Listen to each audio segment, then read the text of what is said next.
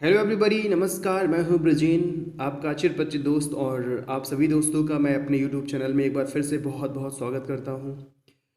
दोस्तों, मैं शिक्षण अधिगम का टॉपिक पढ़ा रहा हूं और ये उसका अगला लेक्चर है, जिसमें मैं आज आपको बहुत ही महत्वपूर्ण टॉपिक पे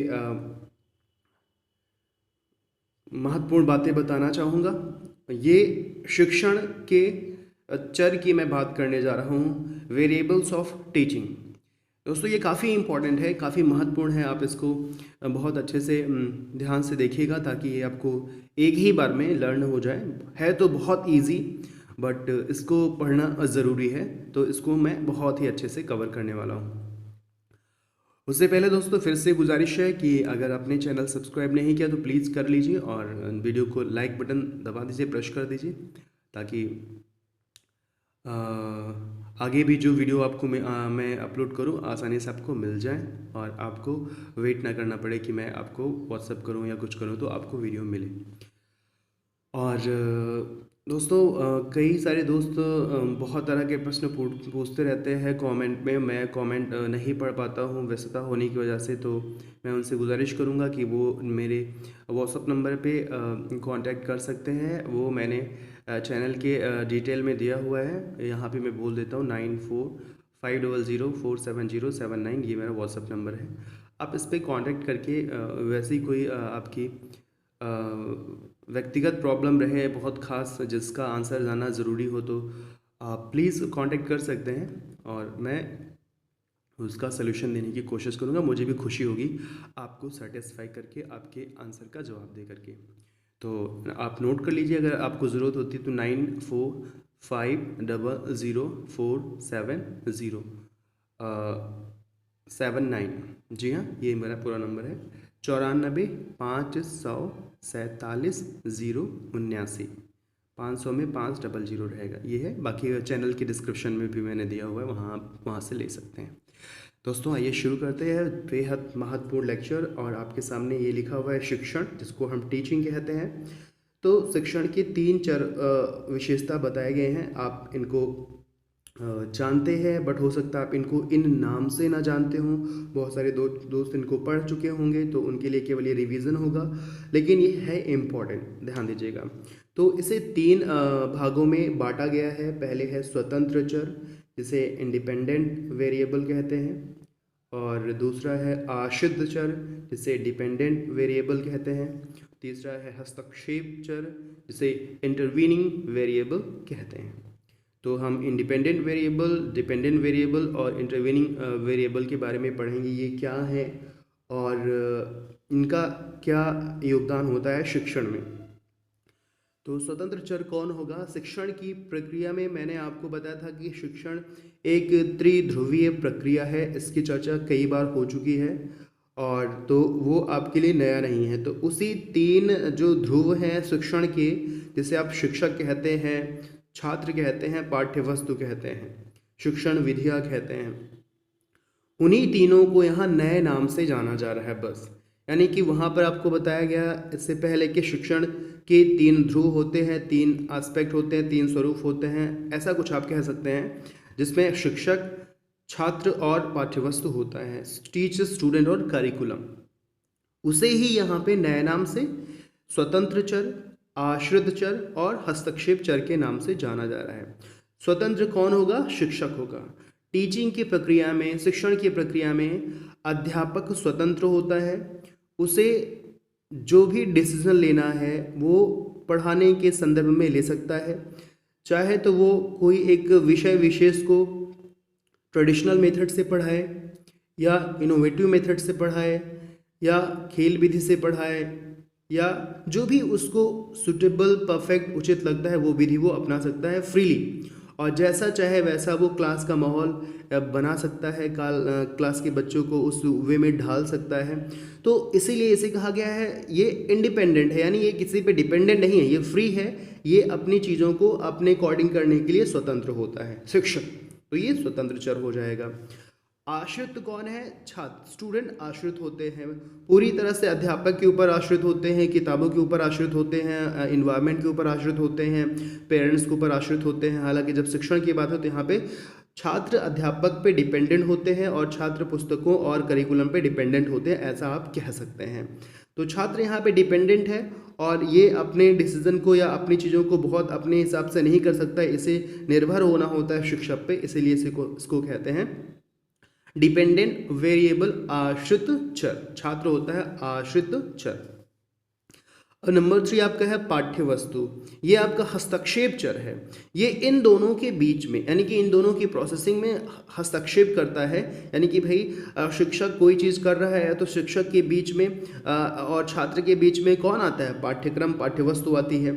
यानी कि अगर शिक्षक कुछ अपने अकॉर्डिंग कर रहा है और आउट ऑफ वो सिलेबस जा रहा है तो उसमें इंटरफेयर कौन करने वाला है? उसमें इंटरफेयर ये करेगा कि पाठ्य वस्तु, भाई मेरा तो ये करिकुलम है, मेरा तो ये पाठ्य वस्तु है, आप कहीं और जा रहे हैं। तो और इनको भी हस्तक्षेप करेगा कि भाई मैं आपका सिलेबस तो ये है, आपके कोर्स में है, आप ये क्या कर रहे हैं, आपको तो ये करना चाहिए। तो इस तरह से आप इसको कोरिलेट कर सकते हैं कि जो पाठ्यवस्तु होती है ये दोनों के बीच में इंटरफेरेंस या इंटरवीनिंग का काम करती है और इसीलिए से इंटरवीनिंग वेरिएबल यानी हस्तक्षेप चर कहते हैं, जो कि हस्तक्षेप करता है शिक्षक और छात्रों के बीच। तो ये बहुत ही ईजिली आप इसको समझ सकते हैं कि शिक्षक, छात्र और पाठ्यवस्तु, ये शिक्षक स्वतंत्र है, फ्री है और छात्र डिपेंडेंट है शिक्षक पे, और जो पाठ्यवस्तु है ये इन दोनों के बीच में हस्तक्षेप के रूप में आता है, ये इन दोनों के बीच में इंटरवीनिंग कंडीशन क्रिएट करता है। तो ये 3 चर हैं जिनको आपको याद रखना है। अब इनके काम के शिक्षण के जो चरों हैं, इनके चर हैं, इनके कार्य का है दोस्तों। इनके कार्य की मैं बात कर लेता हूँ तो इनके कार्यों को 3 भागों में स्पेशली डिवाइड किया गया है। Functions of the teaching variables, तो 3 वो कौन से कार्य हैं? निदानात्मक कार्य जिसको डायग्नोस्टिक फंक्शंस कहते हैं, उपचारात्मक कार्य प्रेस्क्रिप्टिव फंक्शंस कहते हैं, मूल्यांकन कार्य इवैल्यूएशन फंक्शंस कहते हैं। तो चरों के 3 कार्य महत्वपूर्ण रूप से बताए जाते हैं: निदानात्मक कार्य, उपचारात्मक कार्य, मूल्यांकन कार्य, diagnostic functions, prescriptive functions, evaluation functions. तो दोस्तों आइए देखते हैं कि ये क्या है, इनकी थोड़ा डिटेलिंग में चलते हैं, इन तीनों कार्यों को अच्छे से समझते हैं। दोस्तों यहाँ पे एक मैंने डायग्राम दिया है जिसको शॉर्ट में हम इनके कार्यों की चर्चा करने वाले हैं और बहुत ईजिली इनको आप अंडरस्टैंड कर सकते हैं। तो निदानात्मक कार्य में क्या होता है? निदानात्मक कार्य में शिक्षण की समस्या का विश्लेषण होता है। जी हाँ भाई, अगर अध्यापक कुछ पढ़ा रहा है, कुछ बच्चों को सिखा रहा है तो उसमें समस्याएं आना लाजमी है, स्वाभाविक है कि छात्र और शिक्षण के बीच समस्याएं आना कॉमन सी बात है। तो निदान शब्द का मतलब ही जानते हैं कि भाई निवारण करना, उसके जो है उपचार की व्यवस्था करना, उसकी समस्या का निराकरण करने का जो एक प्रोसेस, उसको निदान कहते हैं। तो शिक्षण की समस्या का विश्लेषण यानी कि जो शिक्षण के दौरान जो समस्या उत्पन्न हो रही है उसका जो है विश्लेषण करना, उसके बारे में जानना, समझना कि क्यों ऐसा हो रहा है, क्यों बच्चे को नहीं आ रहा है, क्या वजह है कि अधिगम नहीं हो रहा है, क्या वजह है कि रिजल्ट नहीं आ रहा है, उसी को कहते हैं निदानात्मक कार्य। तो शिक्षण की समस्या का विश्लेषण करना निदानात्मक के अंतर्गत आएगा। छात्रों के पूर्व ज्ञान का निर्धारण करना, भाई छात्रों के पूर्व ज्ञान की सहायता से अगर आप निर्धारित करते हुए शिक्षण करेंगे तभी आपका जो है पूरी तरह से उद्देश्य सफल होने वाला है। तो छात्रों के पूर्व ज्ञान का निर्धारण करना कि छात्र अगर कोई समस्या आई उसका निराकरण करते समय क्या करना होगा, पहले ये डिसाइड करना होगा कि छात्र ने पहले क्या सीखा है, और अगर ये क्लियर हो जाए कि पहले क्या सीखा है तो उसी को रिलेट करते हुए, उसी को निर्धारित करते हुए हम निदान प्रस्तुत कर सकते हैं। और सबसे इम्पोर्टेंट चीज, वैयक्तिक विभिन्नताओं का ज्ञान। भाई जब आप निदान कर रहे हैं, जब आप किसी चीज़ को सोल्यूशन देना चाह रहे हैं तो पहले ये तो पता चले कि ये आपको जानना चाहिए कि वैयक्तिक रूप से हर बालक भिन्न होता है, तो हर बालक के समझने की क्षमता अलग होती है। तो अगर किसी व्यक्ति, किसी बालक विशेष को किसी टॉपिक विशेष पे समस्या आ रही है तो उसको आप कॉमन वे में ना लीजिए, क्योंकि वो व्यक्तिगत रूप से अन्य बालक से भिन्न हो सकता है। तो निदानात्मक कार्य में हमें ये समझना होगा कि निदान हम तभी कर पाएंगे जब ये मान के चले कि प्रत्येक बालक में वैयक्तिक विभिन्नताएं पाई जाती हैं। तो वैयक्तिक विभिन्नताओं का ज्ञान होना चाहिए निदानात्मक कार्य के तहत। तो ये चीज़ें आपको ध्यान देना है कि ये निदानात्मक के तहत आती हैं। अब भाई उपचारात्मक कार्य की बात कर लीजिए। उपचारात्मक कार्य में क्या होगा, यहाँ पे विशेषता 2 की चर्चा की जाती है, शिक्षण कौशल का चुनाव करना। भाई जब आपको पता चल गया, डायग्नोज कर लिया, कॉमन सा है, जैसे आपको कोई बीमारी होती है तो आप क्या करते हैं, पहले जाते हैं निदान यानी कि डॉक्टर से पहले मिलने जाते हैं, तो डॉक्टर कहता है ऐसा है, ये सिम्टम्स आ रहे हैं, तो आप जो है एक टेस्ट करा लीजिए, आप एक टेस्ट करा लीजिए और उसी के बाद फिर हम जो है आपका ट्रीटमेंट चलाएंगे। तो वो निदान आपके लिए निदान प्रस्तुत करता है कि आपको ये करना है, आपके लक्षण ये कहते हैं इसलिए आपको ये करना है। तो निदान हो गया कि हाँ आपको ये संभवतः बीमारी है और आपको ये टेस्ट लेना है, टेस्ट लेने के बाद ही मैं आपको पूरी तरह से सोल्यूशन दे पाऊँगा। तो भाई क्या होगा कि अब उपचार शुरू होगा। उपचारात्मक का मतलब क्या होगा, अब शिक्षण होगा, अब आपका क्या होगा, डायग्नोस्टिक या डायग्नोस किया जाएगा कि आपके अंदर एक्चुअली है क्या। तो जो डायग्नोस करेंगे तो क्या होगा, फिर यहाँ पे टीचिंग में डायग्नोस का मतलब क्या है भाई, यहाँ पे डायग्नोस हो गया है आपका ये, अब यहाँ पे क्या करने जा रहे हैं, अब यहाँ पे प्रिस्क्रिप्शन आपको दिया जाएगा कि भाई आप क्या करें, आपके लिए कैसे, जैसे आपको कहते हैं बीमारी की भाषा में इसे कहते हैं परहेज, हाँ जी हाँ, परहेज करना। तो यहाँ पे पहले डायग्नोस हुई बीमारी आपकी, भाई डायग्नोस का मतलब आप जानते हैं, तो बहुत कॉमन वर्ड है, आप जाते हैं डॉक्टर के पास तो वो डायग्नोस एक आपको कहता है कि जाइए ब्लड टेस्ट कराइए, और जब बीमारी डायग्नोस हो जाएगी, बीमारी का पता चल जाएगा तो हम उपचार करेंगे। तो वही चीज़ें, निदान से तात्पर्य ये था कि वो जो है आपकी चीज़ों को डायग्नोस करता है और पता लगा लेता है कि एग्जैक्टली है क्या। तो वही तो यहाँ पे समस्या का विश्लेषण किया आपने, भाई डॉक्टर बीमारी का विश्लेषण करता है और छात्रों के पूर्व ज्ञान का अध्ययन, तो और वहाँ पे मरीज की जो है पूर्व जिंदगी का, मरीज की पूर्व क्रियाकलापों का, दैनिक दिनचर्या को पूछता है कि क्या करते हैं, कहाँ रहते हैं, क्या खाते हैं, क्या पीते हैं। और फिर उसके बाद व्यक्तिगत भिन्नताओं का ज्ञान होता है कि भाई ये जो है व्यक्ति पूरी तरह से स्वस्थ नहीं है, इस व्यक्ति का जो है आनुवांशिक लक्षण अलग है। तो वो ये सब पूरी तरह से पेशेंट और डॉक्टर के एक उस पर रिलेटेड हो रहा है। तो इसको आप ऐसे भी समझ सकते हैं कि हम जब बीमार हुए तो हम निदान के लिए डॉक्टर के पास गए, तो डॉक्टर ने निदान हमें प्रस्तुत किया। अब उसके बाद वो क्या करेगा, हमारे लिए वो प्रिस्क्रिप्शन देगा, यानी कि आप ये खाइए, ये करिए, ये करिए, ताकि आपका जो है इलाज संभव हो सके या आप ठीक हो जाएं। तो उपचारात्मक कार्य है दोस्तों ये कि शिक्षण कौशल का चुनाव करना। भाई जब आपको पता चल गया कि बीमारी है क्या, तो क्या करेंगे आप, कौन सी दवाई दें, कौन सा इंजेक्शन लगाएं ताकि ठीक हो जाए। तो शिक्षण कौशल का चुनाव करना होगा, किस शिक्षण विधि से हम बच्चे को पढ़ाएं ताकि उसकी जो समस्या है वो पूरी तरह से सॉल्व हो जाए। तो हमें शिक्षण कौशल का सही चुनाव करना होगा कि भाई उसे रेमेडियल टीचिंग देनी है, कि उसे पर्सनल टीचिंग देनी है, या उसे हमें जो है कोई और शिक्षण विधि से पढ़ाना है, एंजॉयफुल लर्निंग मेथड से पढ़ाना है, जो भी आपको उचित लगे वो आप कर सकते हैं। उसके बाद पृष्ठ पोषण, ये शब्द काफ़ी डिफरेंट है। पृष्ठ पोषण का मतलब फीडबैक होता है। तो फीडबैक आप इंग्लिश में जानते होंगे, उसको पृष्ठ पोषण शब्द से जाना जाता है हिंदी में। तो फीडबैक की व्यवस्था करना भाई। अब क्या होता है कि आप डॉक्टर मरीज कहता है कि डॉक्टर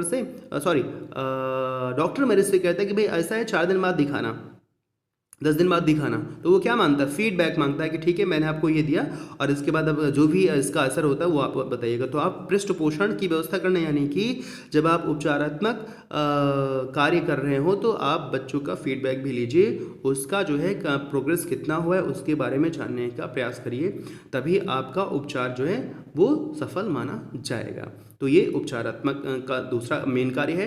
और निदान के अनुसार उपचार करना, ये तो इसी से रिलेटेड है कि भाई अगर आपका निदान, आपको पता चल गया कि क्या बीमारी है, उसके अनुसार उपचार करना, उसके अनुसार जो है शिक्षण देना, उसके अनुसार मटेरियल देना, उसके अनुसार माहौल इन्वायरमेंट क्रिएट करना, ये सब उपचारात्मक के अंतर्गत आते हैं।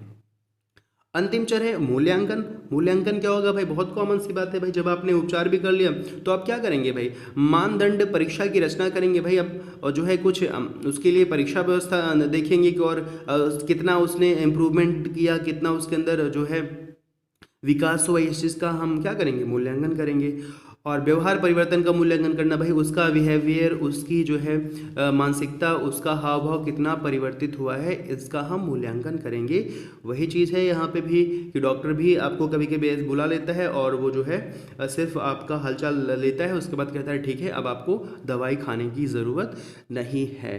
तो बहुत ही ईजिली इसको डॉक्टर और पेशेंट से रिलेट करके शिक्षण के चर को आप समझ सकते हैं। आप निदानात्मक कार्य की बात करिएगा तो आप डायग्नोज कराने जा रहे हैं, वहाँ पे आपकी बीमारी का पता लगाया जाएगा और पता लगाने के बाद उसको फिर प्रिस्क्रिप्शन के तहत, उसके जो है उपचार के तहत उसमें प्रक्रियाएँ की जाएंगी, उसके लिए ट्रीटमेंट का मेथड अपनाया जाएगा, फिर आपसे फीडबैक लिया जाएगा और निदान के अनुसार उपचार किया जाएगा और उसके बाद अंत में क्या होगा, मूल्यांकन होगा कि भाई जो है इवेल्युएशन होगा कि कितना क्या इम्प्रूव हुआ है, कहाँ पे भी ज़रूरत है।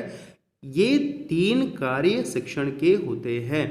तो दोस्तों बहुत ही इजी है इनको अंडरस्टैंड करना, लेकिन इम्पॉर्टेंट भी है। तो मुझे लगता है कि ये पूरी तरह से क्लियर है और बहुत ही आसान है, और इसको 1-2 बार और अच्छे से देख लीजिएगा, आपको पूरी तरह से क्लियर हो जाएगा। दोस्तों वीडियो को देखने के लिए बहुत बहुत शुक्रिया, और इसी तरह से मैं आपके लिए अच्छे अच्छे वीडियो लाता रहूँगा और आपकी जानकारी को बढ़ाता रहूँगा। उम्मीद करता हूँ ये वीडियो पसंद आया होगा। अगर पसंद आया तो लाइक का बटन प्रेस ज़रूर करें और अपने दोस्तों से इसे शेयर भी करना ना भूलें। मिलते हैं अगले वीडियो में, तब तक आपको बहुत सारी शुभकामनाएं। Thank you so much. जय हिंद, जय भारत।